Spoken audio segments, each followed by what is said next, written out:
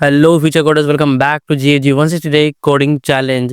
And आज हम day 9 में हमारे इस पर्टिकुलर चैलेंज के और आज सॉल्व करने वाले हैं maximize the heights second problem on GFG. तो हम चलते हैं हमारी प्रॉब्लम पर। आपको भी हमारी प्रॉब्लम पर आना है तो सबसे पहले गूगल पर आ जाइए एंड सर्च कीजिए GFG problem of the day. GFG problem of the day search करने के बाद में आपके पास जो फर्स्ट लिंक आ रही होगी उस पर आपको करना है क्लिक। देन फर्स्ट लिंक पर क्लिक करने के बाद में GFG problem of the day के पेज पर वहाँ जाएंगे। फिर जीएफजी 160 पर क्लिक कर देना जैसे हम रेगुलर करते आ रहे हैं। उसके बाद स्टार्ट कोर्स का आपके पास ऑप्शन आएगा, स्टार्ट कोर्स पे आपको क्लिक कर देना है। देन आप आ जाएंगे हमारी प्रॉब्लम्स के बाद में एरेज की जो प्रॉब्लम दिख रही है इस पर रिज्यूम पे क्लिक करना है आपको।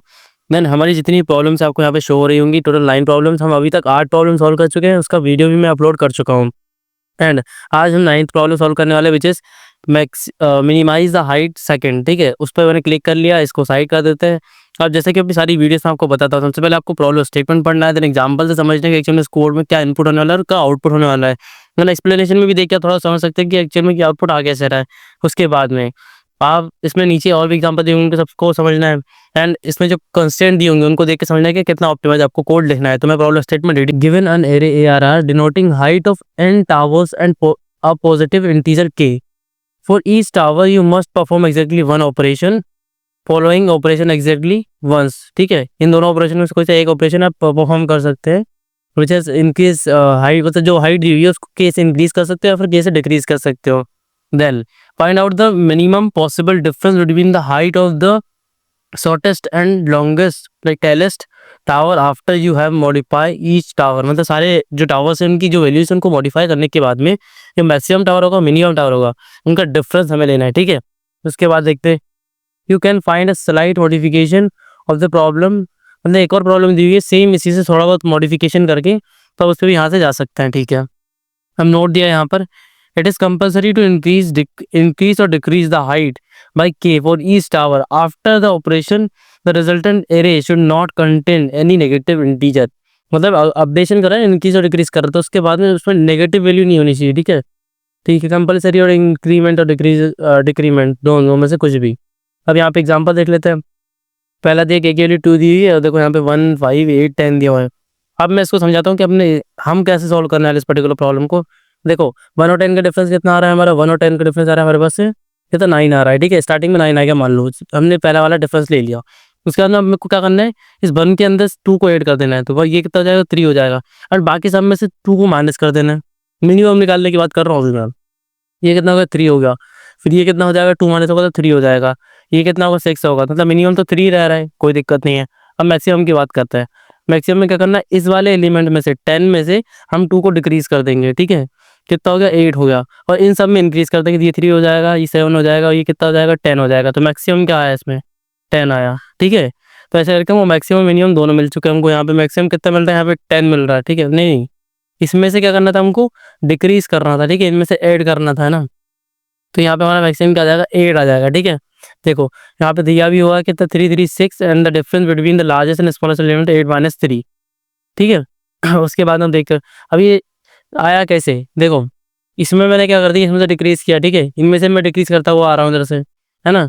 तो यहाँ पे तो इसमें तो कर नहीं सकते, इस वाले से करेंगे तो कितना जाएगा, ये 3 हो जाएगा। फिर ये वाला कितना हो जाएगा हमारा, तो 2 माइनस करूंगा तो 6 हो जाएगा। ठीक है, तो 6 और यहाँ पर 2 माइनस कर दिया था तो यहाँ पर कितना हो गया था 8 हो गया था। अब उसके बाद में सेकंड वाला एग्जांपल हम देख लेते हैं। सेकंड वाले में हमें क्या करना है कि हमारा जो क्या क्या दिया हुआ है 3 दिया हुआ है की वैल्यू। ठीक है, और यहाँ पे दिया 3 9 12 16 एंड 20 दिया, इसका आउटपुट क्या है 11। यहाँ पे एक्सप्लेनेशन दिया हुआ कि कैसे हमारा आउटपुट 11 आ रहा है एग्जैक्टली। ठीक है, अब इसके बाद में हम बात करते हैं यहाँ पे n log n time complexity हमको दी हुई है एंड स्पेस कितना दिया है, स्पेस ऑर्डर ऑफ n दिया हुआ है। कंस्टेंट क्या है हमारे पास में, k की वैल्यू 10⁻7 हो सकती है और जो हमारा n की वैल्यू 10⁻5 हो सकती है। और हमारा एरे का जो इंडिविजुअल एलिमेंट उसके पावर मतलब जो वैल्यू हो सकती है वो भी 1 से लेकर 10⁻7 हो सकती है। कंपनी माइक्रोसॉफ्ट एंड अडोब में पूछा जा चुका है। एंड टॉपिक टैग आप देखेंगे तो array is greedy data structure and algorithm, मतलब ग्रीडी एल्गोरिथम का ये क्वेश्चन है। अब यहाँ पे सोल्यूशन की बात करूँ तो मैं अपने कोड एडिटर पे आ जाते हैं। जैसा कि मैंने बताया आपको एग्जैक्टली करना क्या है, पहले काम कर लेते हैं कि जो हमारा मैक्सिमम मिनिमम निकालना है हमको, तो हम पहले कर लेते हैं इसको शॉर्ट कर लेते हैं। ठीक है, मैं इसको शॉर्ट कर लेता हूँ। शॉर्ट कैसे करेंगे, एरे डॉट बिगिन लिख के, क्योंकि हमारा वेक्टर दिया हुआ है। एरे डॉट बिगिन कर लिया मैंने and then array dot end कर लिया मैंने। ठीक है, तो इसको हमने शॉर्ट कर लिया। इसके बाद में क्या करना है, मैक्सिमम मिनिमम 2 एलिमेंट बना लेते हैं। ठीक है, एंड mn इक्वल 0 एंड एक और बना लेता हूँ int M X equal 0। Maximum minimum बना लिया, एक आंसर भी बनाना है इंट आंसर इक्वल। इसमें क्या करेंगे, हमारा एरे का first element sorry n-1 element, ठीक है, इसमें n दिया नहीं है तो मैं यहाँ पे साइज भी ले लेता हूँ, int n equal I dot size, ठीक है, साइज दे दिया हमने। देन यहाँ पे n-1 है तो लास्ट एलिमेंट में से हमें फर्स्ट एलिमेंट माइनस करना होगा, एरे ऑफ 0 मैंने माइनस कर दिया। देन इसके बाद हमें क्या करना है, एक लूप लगाना है, ठीक है। लूप क्या लगाना है, देखो फर्स्ट और लास्ट का तो हमने डिफरेंस ले ही लिया है। अब मैंने आपको क्या समझाया था कि सेकंड एलिमेंट्स हम चेक करना स्टार्ट करेंगे, तो एरे ऑफ आई इक्वल 1 कर लूंगा, ठीक है, and I less than n करेंगे हम, ठीक है, सेमीकोलन आई प्लस प्लस, ये सिंपल हमारा लूप हो जाएगा। इसके अंदर आपको करना क्या, पहले मिनिमम लेना है mn के अंदर, किस का मिनिमम लेना है, हमारा जो फर्स्ट एलिमेंट था 0th एलिमेंट, उसमें मैंने वो क्या बोला था, k को प्लस कर देना है, ठीक है। उसके बाद में रिमेनिंग उसके जितने भी एलिमेंट आ रहे हैं एरे ऑफ आई, इसमें से माइनस क्या कर देना है, k कर देना है, इसका मिनिमम आपको लेके आना है इसके अंदर, ठीक है।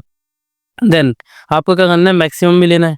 मैक्सिमम क्या लेंगे, मैक्स ऑफ हमारा एरे ऑफ i-1, ठीक है, i-1 प्लस क्या कर देना आपको, k कर देना, i-1 प्लस k, क्योंकि हमें देखो जिस एलिमेंट के लिए कैलकुलेट करना उसको छोड़ के बाकी सब में वो एलिमेंट वैल्यू प्लस करनी है, और जिसके लिए हमें मिनिमम लेना है उसमें प्लस करना है, बाकी सब में माइनस करना है। ये वाला कॉन्सेप्ट हम यूज़ कर रहे हैं यहाँ पर, ठीक है।